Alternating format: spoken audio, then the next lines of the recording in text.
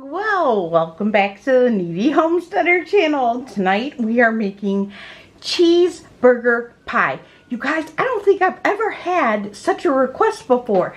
I must have gotten, I'm not kidding you, 3, maybe even 4 dozen requests for this recipe. And I took a quick look on my channel and I've never posted this before. So we're going to do it tonight, and I'm going to tell you this is one of the easiest meals you'll make. Now, feel free to make this your own, okay? So tweak it. I make it a little different every time, depending on, these are the bags of potatoes that I'm trying to use up. So feel free to do this the way that you want to make it. I'm using store-bought pie crust from Aldi. I am also going to be using the Aldi brand onion soup mix. You can do your own. You can just do seasoning. But I found out a long time ago that the key secret into National Coney Island's loose hamburger meat, the seasoning, was Lipton soup dry mix. Ever since then, I always make my loose meat sandwiches with it, cheeseburger pie with it. I use it a lot in my ground beef whenever I want to doctor it up and just kind of enrich the flavor a little bit. But you don't have to use this. You can just season meat. You can just do salt and pepper if you want. You do it the way that you want to do it. Play around with it. Make it your own. But I promise you this, your family, especially if you have kiddos, they're gonna love it. Okay, so this is one of my kids' favorite meals. You're gonna need a pie plate. If you're gonna use this, you can even buy the frozen pie crust in the plate already, if that's easier for you to do. Make your own from scratch, totally up to you, okay? So since I'm using this, I'm gonna be putting one in my pie plate. I already have ground beef over on the stove. We're going to get that going. And I'm going to show you how easy this is to make. I should have included that you're going to need some cheese for cheeseburger pie, right? So depending on what you want to use, totally up to you. I'm going to be using this in my potatoes. And I'm going to top with some of this. So that's what I have on hand. But again, make it your own. Use your favorite cheese. Grind your own if you want. Totally up. Okay, so in my pan here, I have about 1.5 pounds. Now, about 1.5 pounds of ground round. Now, if budget is an issue, if the amount of meat is an issue, go ahead and make less of this. Make more potato. Tweak it where you need to tweak it, okay? I have about 1.5 pounds in here. On my oven, I'm going to preheat my oven to 375, and I'm going to get that warmed up, and this is going to start frying. And let me go get some salt and pepper. So as I get this browned up, by the way, if you don't have one of these burger smashers, I will leave a link down below. I love these. I have a few of them now, and they make it so much easier. So I'm going to go ahead and I'm going to add some pepper. I measure with love. So you go ahead and add as little or as a lot you want. I'm going to add a little bit of salt, not much. And that's just some sea salt. Okay, and then to this, I'm going to be adding some granulated onion, some granulated garlic,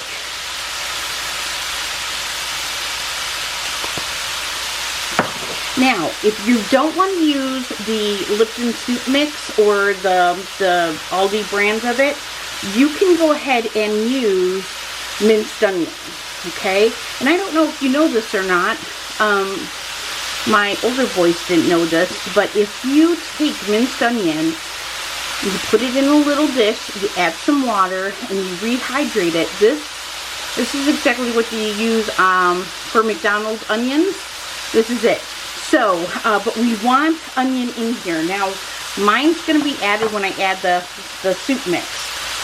But if you don't want to use a soup mix, go ahead and add some minced onion into this. I'm also going to add just a few chives in here.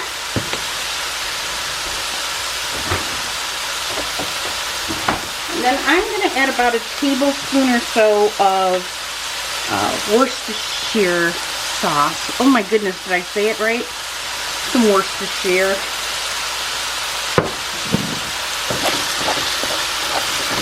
And then I'm just going to cook this up, give it a little bit of a sear, and when I get to the next step, I'll bring you back. Okay, so then once we get all of that nice and browned, I'm going to go ahead and we are going to open up. Now again, totally up to you. You can use one envelope, you can use two envelopes. This is Aldi Brand's version of Lipton Soup Mix.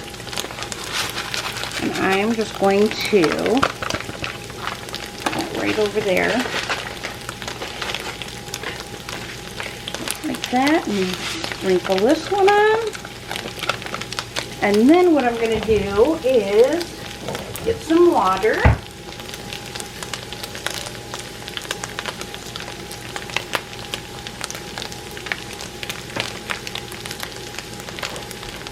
My tap, and I don't really measure. If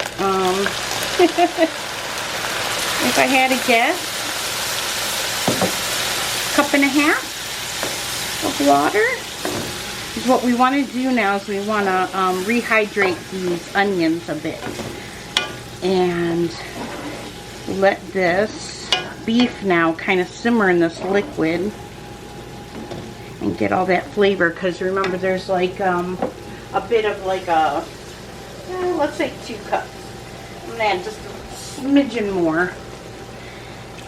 And that's going to also allow for that gravy in there, that soup base, to kind of blend in and flavor your meat. And that gives it a really good flavor. Again, this is a fast, easy dinner, and you make it the way you like it. Just seasoning with salt and pepper would be good too. So, alright, now I'm going to put this on a low. I'm going to let this simmer. In the meantime, I'm going to take you to the other side of my stove, and we're going to get the potatoes going. Okay, so it calls for water and potatoes. So these are the potatoes that I happen to be using. I have a lot of them from my oral surgery, so I'm trying to use these up. It calls for using boiling water, 2 cups of boiling water for every 1 pack. We're making 4 packs because my kids really love the mashed potatoes. So when I make 4 packs, I only use 6 cups of water. I hold back 2 cups. If I make 3 packs, I use 4 cups of water. So I always hold back 2 cups of the last package that I'm using. That makes it a little bit more thick. I'm not a big fan of really wet or loose mashed potatoes. So for this recipe, we are using 4 packs. I'm going to go ahead and add 6 cups of water to my pot. Now you could just add boiling water to a bowl, it says in the directions. In the meantime, I am going to go ahead and add a pie crust. Now, when I used to make this for my older boys, when they were all teenagers and had their buddies over, I used to make 2 of these. So a pack will make 2. I've also made it with a crust on top because my older boys really loved the pie crust part. So you do it any way that you want to do it. The sky is the limit. It's your family. Do it with a joy in your heart and them in your mind, and make it the way that you think that your kiddos would like it. So We're going to go ahead and just kind of place that in there like that. And it doesn't have to be pretty. And then that's it.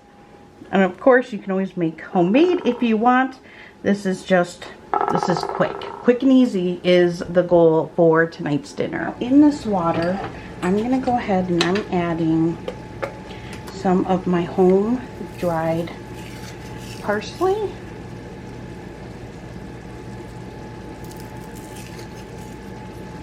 I'm going to add a little bit of sea salt.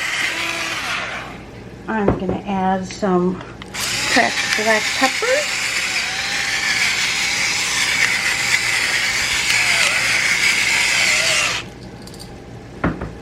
I'm going to add a little bit of the granulated garlic. A little bit of the granulated onion.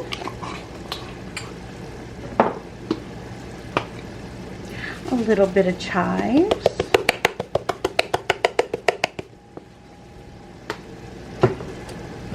Now I like to add in my potatoes a little bit of sweet basil, just a little hint.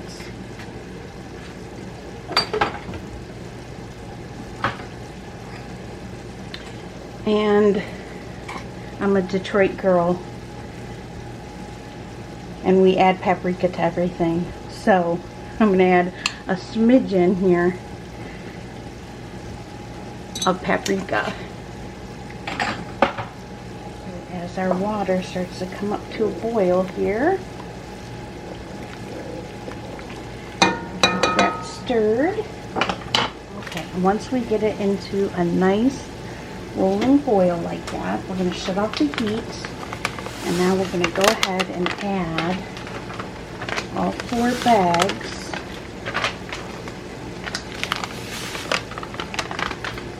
of our Vermont white cheddar potatoes.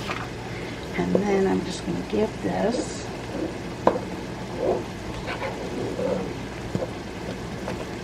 a good stir. And just eliminating those 2 cups of water, I think makes the perfect mashed potato. Okay, super easy, right? So now I'm going to go ahead and I'm going to open up this marbled cheddar. And this is 2 cups. You don't have to add all of it if you want to reserve some of that so that you're saving more money by only using 1 bag of cheese. But because I'm spoiling my family tonight, I'm going to go ahead and add all the cheese and they will be thrilled. Okay, so you're going to stir that around until you get that cheese nice and blended and it becomes part of the potato. Here's our ground beef. And we're almost there. Just got a little bit more liquid, but man, can you smell the difference? Just giving it that little bit of time to kind of simmer in those flavors. Oh, all the crazy ways I film. Hopefully you guys can see this. Okay, I'm turning off my ground beef. And now I'm going to go ahead and get that closer, hopefully. There we go. I'm going to go ahead and put this ground beef right in my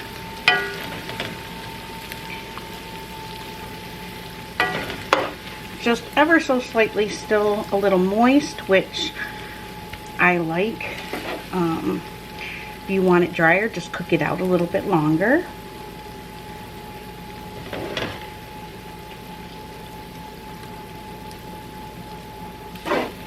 Now, depending on how much cheese your family likes, you can put a layer of cheese on before you add the potatoes.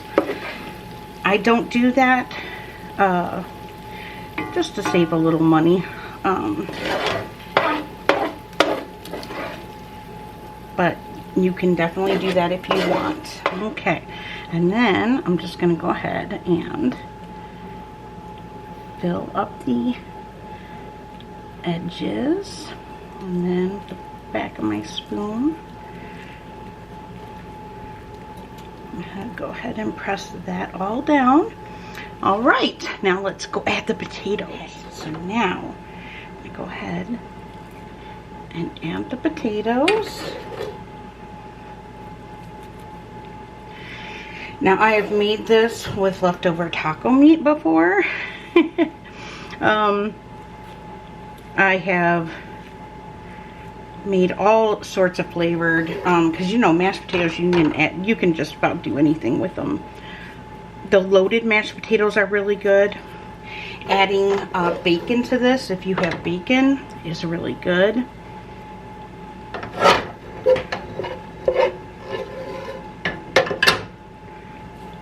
Round that up. And then I'm going to grab a butter knife, scrape off my spoon here.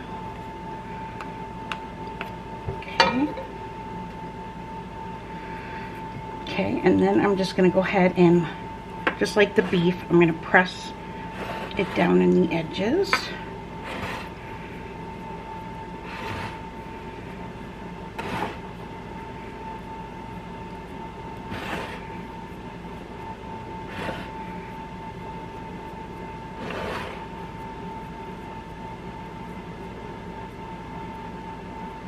Okay, and then with this little mound, I'm just going to kind of spread it out.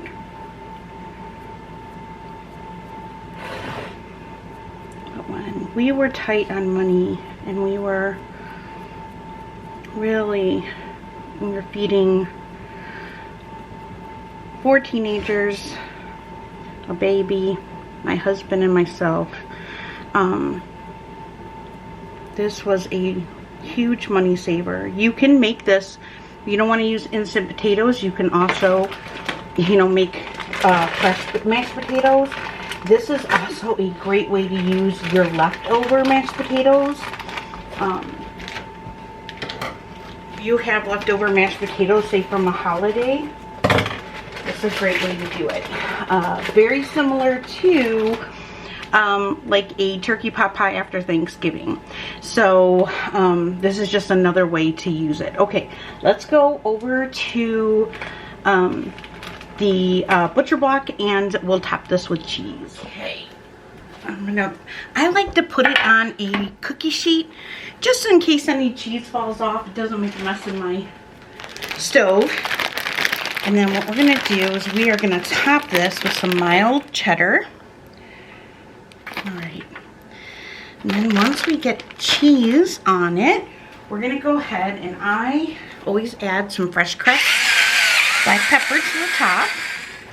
I like to sprinkle some additional paprika. And then I'm going to top this off with some of my home dehydrated parsley. And that is it. Now, if you do not want this cheese to get too brown, go ahead and cover it with just a little tint of foil. You can remove it during the last, I don't know, like 10 minutes of baking. We're going to bake this for about 35 minutes. And then we will, it depends. It's always hard to tell like a temp because everyone's stove is different. And I know I cook with propane, so instead of natural gas, and it cooks hotter, I guess you would say. So it all depends. 30 to 40 minutes. Take the foil off the last 10 minutes, let that cheese brown up. And when this comes out of the oven, I'm baking at 375, by the way. You can do 350 too, depends on if your oven runs hot or cool. when this comes out of the oven, I will bring you back and I'll show you what it looks like. Here it is. Fresh out of the oven. And it looks beautiful.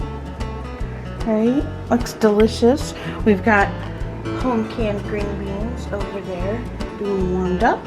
And so I'm going to slice into this. I cannot promise it will be pretty because you know usually the first slice is the ugly slice. But I'm going to get this on a plate with some green beans and start serving it up. And I'll show you what that looks like. And just to show how I cut it in half. Then you can cut it in half the other way. And then from there, in half again. So you should get 8 hearty pieces. You could probably do this a little smaller too, but you know, totally up to you. So that's what it looks like, sliced into. It's always hard getting a pretty first piece. I just use a pie scoop, and then this is for the kiddos. So a little bit of green beans. You serve it with corn. Use whatever kind of veggie you want. These are home canned. And that's it. Super easy, fast dinner, like legit half hour tops to brown everything up and make everything. Probably if I was in a rush, I could be even faster than that, 15-20 minutes, and then 35 minutes in the oven, and that is it. All right, you guys, that's cheeseburger pie. If you give it a try, let me know. All right, and I will see you back for another meal planning Monday, next Monday. All right, bye guys.